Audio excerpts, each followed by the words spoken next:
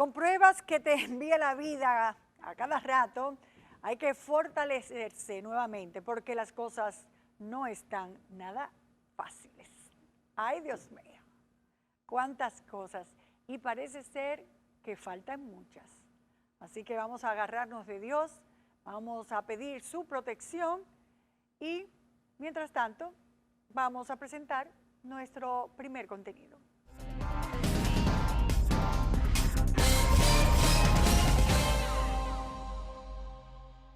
El escándalo Muné tiene ya varias semanas y nosotros con decenas de llamadas de los supuestos ahorrantes que se sienten defraudados por esta compañía.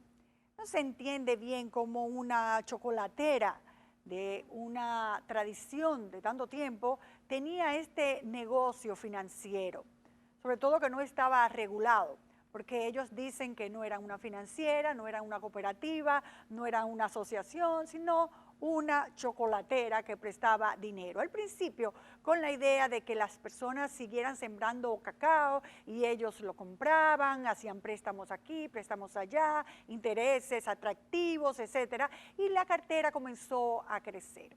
Ahora hay unas 5,000 personas con una deuda enorme y ellos dicen que esa deuda puede ser de más de 2,000 millones de pesos, casi 3,000 millones de pesos. No se entiende que por 10 años un funcionario estuviera haciendo de las suyas, porque ustedes se van a enterar ahora cómo era el proceso y que nadie se hubiera dado cuenta. Es extraño. Vamos a ver si logramos entender este lío de Muné, de la chocolatera que hacía chocolates, pero también prestaba dinero sin ser financiera, cooperativa y un gran etcétera. Muy buenas tardes. Yo soy una de las afectadas de la compañía de Muné. Yo trabajé por 15 años para ahorrar, para mantener a mi niño que viene en la condición. Muné me ha quitado mi dinero. Yo con el dinero mío yo le compraba los medicamentos. No puedo comprar los medicamentos, como te dije, me está pasando hambre. Porque con eso era que yo le compraba todas sus cosas. Tú sabes, estoy en una situación difícil. Él mismo me dice, mamá, me voy a morir. Él me lo dice, mamá, me voy a morir. La dramática experiencia de Rosa Herminia es una de las tantas historias que se pueden contar en San Francisco de Macorís sobre cómo les ha afectado el fraude financiero que reconoció Muné SRL en la sucursal de este municipio. La chocolatera que por décadas operó en la ciudad, epicentro de la industria cacautera nacional. Compañía ha declarado inicialmente que debe más de 600 millones de pesos a miles de franco-macorizanos, cifras que aún están por definirse. Este fraude tiene su origen en el mecanismo de captación de recursos que la compañía instaló en este pueblo hace décadas. Existía una práctica que incluso en ese mercado es bien conocida, donde algunas personas que tenían excedente en su momento vinculado principalmente a la misma producción de cacao, le prestaban a la empresa un dinero que ella utilizaba para capital trabajo. Este sistema financiero inició recibiendo dinero exclusivamente de los cacauteros. A cambio de estos depósitos, la empresa otorgaba un porcentaje de interés más atractivo. La tasa de interés que ellos pagaban estaba por encima de la tasa bancaria oficial. Porque realmente, si la tasa bancaria, por ejemplo, estaba al 10%, ellos te daban 2, 3 y hasta 4 puntos por encima. Al inicio de estas operaciones era una simple pignoración, es decir, una concesión de un préstamo a cambio de una prenda, en este caso sería a cambio del cacao. Es algo parecido a las conocidas casas de empeño. Y en el caso de Muné, esta compraba por adelantado a los cacaoteros que se convertían en deudores y posteriormente adquiría el cacao producido a un cómodo precio. Aquí habían múltiples empresas que se dedicaban a captar fondos públicos para manejarlo como si fueran instituciones financieras. Con el tiempo, la modalidad se diversificó ampliamente y Monet abrió sus puertas no solo al sector del cacao, sino a cualquier ciudadano que deseara dejar su dinero y recibir mejores intereses que la banca tradicional. Y este otro sistema financiero, esta estrategia, tuvo un quiebre, cuando en junio de este año, Monet, sucursal San Francisco de Macorís, reconoció la crisis financiera con origen en la misma empresa, que ha imposibilitado pagar los intereses entre 5.000 a 6.000 de sus clientes desde mayo, mucho menos entregarles el capital. Entre todos ronda en un pasivo de más de 2.507 millones de pesos. En la sucursal de San Francisco de Macorís se ha producido un esquema fraudulento en el cual todavía estamos bajo investigación para determinar la magnitud y la forma de dicho esquema. La dimensión de este fraude ni siquiera la misma empresa lo sabe o lo quiere decir. En un esfuerzo por acercarnos más a los números, pautamos entrevista con el abogado de la compañía Raimundo H., de quien esperábamos que nos explicara las implicaciones financieras. Pero luego de acordar la entrevista fue cancelada por la compañía. El único abogado que pudo dar la cara por la empresa, pero sin autorización de dar informaciones financieras, fue Francisco Álvarez. Estamos en un proceso ahora mismo de evaluación, que cualquier cosa que le diga pudiera ser muy superior o incluso inferior, o sea que no me atrevería a darle un monto. Las inconsistencias que ellos encuentran. Uno de los abogados que representa a los afectados tiene su propia cuenta de la magnitud del problema. Nosotros dimos una rueda de prensa la semana antepasada y llevábamos de clientes con la suma de 685 millones de pesos y apenas teníamos 149 clientes. Estamos hablando de que ahí hay miles de personas afectadas. Eso le da a usted un número de por dónde pudiera andar. Por este fraude millonario, Monet acusa a solo 2 empleados, que durante 10 años defraudaron a la empresa. El cajero Francisco Manuel Matrillé, de 33 años, y dirigente comunitario, y el gerente general Luis Espinal Hernández, quien es uno de los 6 propietarios de Monet. Las personas involucradas en el fraude que estamos describiendo tenían acceso a esas sumas cuando ingresaban, ellos las asentaban en los libros de la sucursal de San Francisco, le emitían a la persona, le entregaban a la persona que entregaba el dinero su pagaré, pero el dinero nunca entraba realmente a las arcas de la empresa. Espinal es el tercero con mayor acciones, 8.400, por debajo del presidente Galo José Monet Taulé y el vicepresidente Antonio Eugenio Monet Taulé, ambos con 30.575 cuotas. Los otros socios son Eusebio Marte Almanzar, Laura Monet Medrano y Ricardo Eugenio Gómez.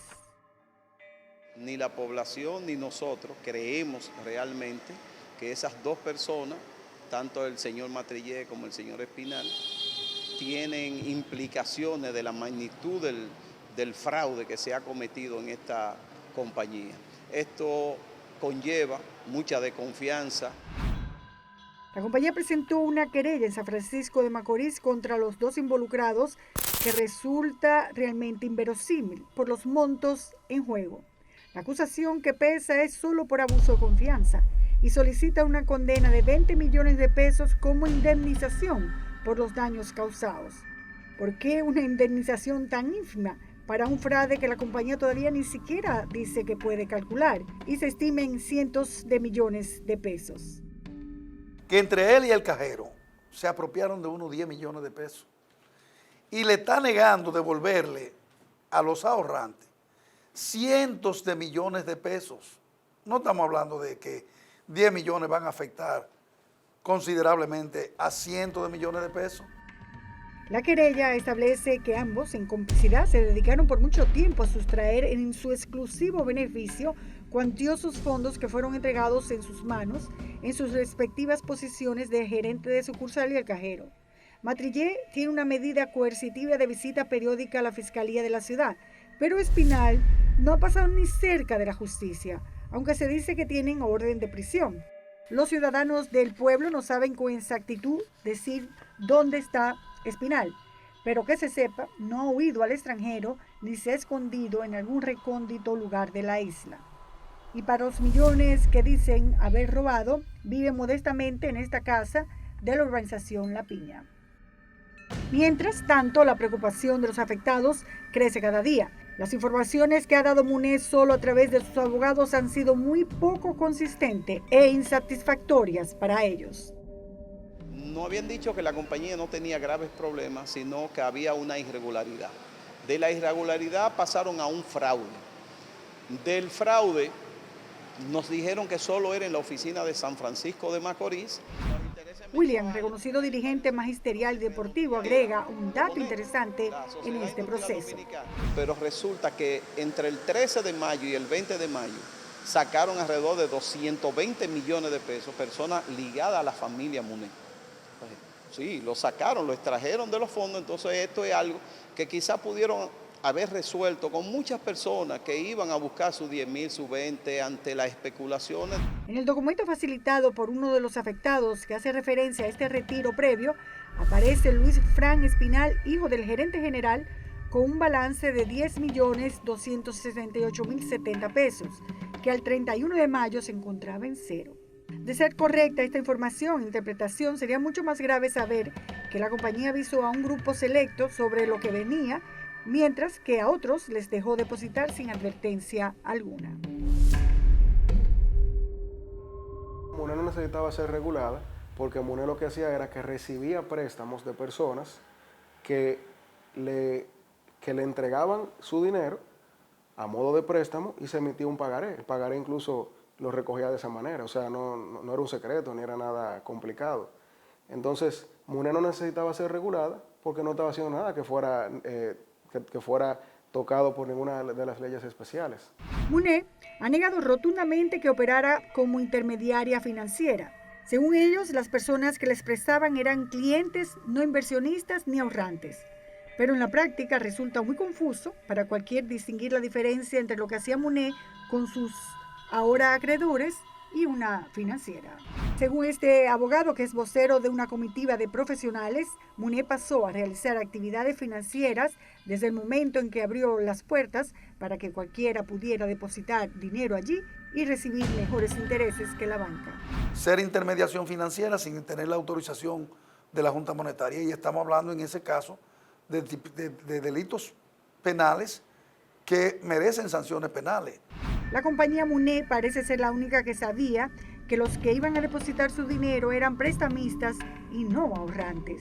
Todo el que iba allá sabía que le estaba prestando su dinero a MUNE y que MUNE le estaba dando su contraprestación, que era un pagaré con un pago de intereses. Una nueva figura que sale, que nosotros, todos los que llevaron dinero a esa institución, son prestamistas.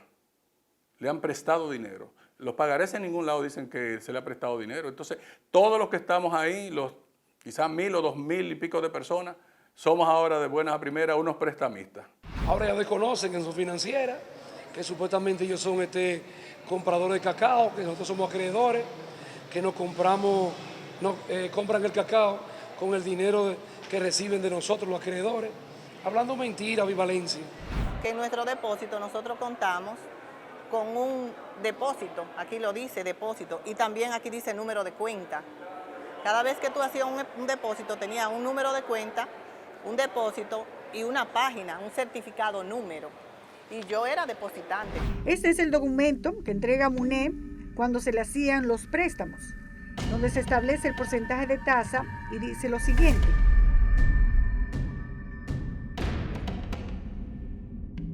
Es un documento sencillo que se puede comprar en cualquier empresa o mandarlo a hacer. No especifica ciertamente nada importante. Las firmas eran siempre del gerente y del cajero. Termina la hoja con una cuenta número que cada cliente tiene y se le depositaba ahí cada vez que realizaba un movimiento. Inclusive Bélica, una de las que están afectadas, recibió cartas de MUNE que utilizó para solicitar visa, en la que la compañía cacautera da constancia de que la afectada contaba con cuentas de depósitos de efectivo, con intereses rendidos. También MUNE le entregó estados financieros. Resulta clarísimo que los afectados se reconocían como ahorrantes, pero por la tradición familiar o por mejores intereses acudieron a la chocolatera a dejar su dinero. Entre los afectados hay personas de muy escasos recursos, pero también hay con mucho dinero. Por ejemplo, el ex gobernador de la ciudad, Luis S. Murdoch, perdió una suma millonaria que no se atreve a decir frente a las cámaras. Y como él, otras víctimas son de los estratos más acomodados del pueblo. Comerciantes, empresarios, industriales, profesionales de todas las áreas, asociaciones, inclusive empleados de bancos y de asociaciones. No le dieron la discapacidad de inmediato. Gladys Ventura es una de las afectadas. Su padre, Ramón, trabajó como vigilante 30 años en MUNE y después de una hemorragia en el cerebro, para seguir su trabajo, depositó el dinero de la pensión 2 meses antes de que explotara el fraude. Duele un poquito el tú saber que alguien que tú conoces hace 30 años te defraude de una manera tan descarada, porque considero que fue como fuera de lugar el aceptar el dinero sabiendo de desfalcos que habían. Eso fue algo como inhumano. Este grupo de abogados se querelló contra los gerentes de MUNE por estafa, abuso de confianza y asociación de malhechores. También impugnaron la decisión del tribunal que aprobó su reestructuración, que es un proceso de conciliación con los acreedores que le da tiempo a MUNE a recuperarse, por considerar que la compañía maniobraba como intermediario financiero, un tipo de operación excluida de la ley de reestructuración. Querer apropiarse de los recursos de ciudadanos que han depositado ese dinero ahí no son dificultades económicas. Y si uno de los gerentes, como ellos mismos lo han afirmado, robó, eso no son dificultades económicas. Si él robó, entonces usted lo que tiene que responder por ese hecho, pero no utilizar ese hecho como una dificultad económica. La angustia no solamente la viven los afectados en San Francisco, toda la ciudad está en espera de qué podrá pasar y las consecuencias que tendrá esta situación. Se movían aproximadamente mensualmente de los intereses que pagaban unos 25 a 26 millones de pesos que circulaban en la pulpería, en el colmado, en la farmacia, en el concho, que ya no está circulando. Wow, mi dinero de mi pensión. Que antes de nacer el Banco del Estado, esta compañía vivía haciendo esto. Y yo deposité toda mi confianza y todo el ahorro de toda mi vida y de mi familia. Y nadie pensaba, porque una estructura tan sólida, un nombre tan respetable como MUNE, uno nunca pensó que iba a sucumbir esta compañía o que iba a pasar esto. Aquí va a haber un bajón en la economía, no solamente en San Francisco de Macorís, sino en esta región. Y el país lo va a sentir.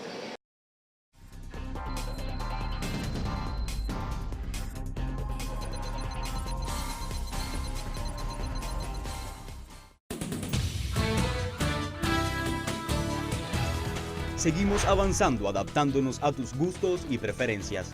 Nuestra audiencia en Estados Unidos y el extranjero podrá seguir el programa Nuria Investigación Periodística a través de nuestro portal web www.n.com.do. Mantenerse informado ahora es más fácil, todo el acontecer noticioso nacional e internacional en un solo lugar. Compruébelo usted mismo accediendo a nuestra plataforma web N Digital. La investigación periodística, la ética informativa y el compromiso con la verdad. Nuria Investigación Periodística.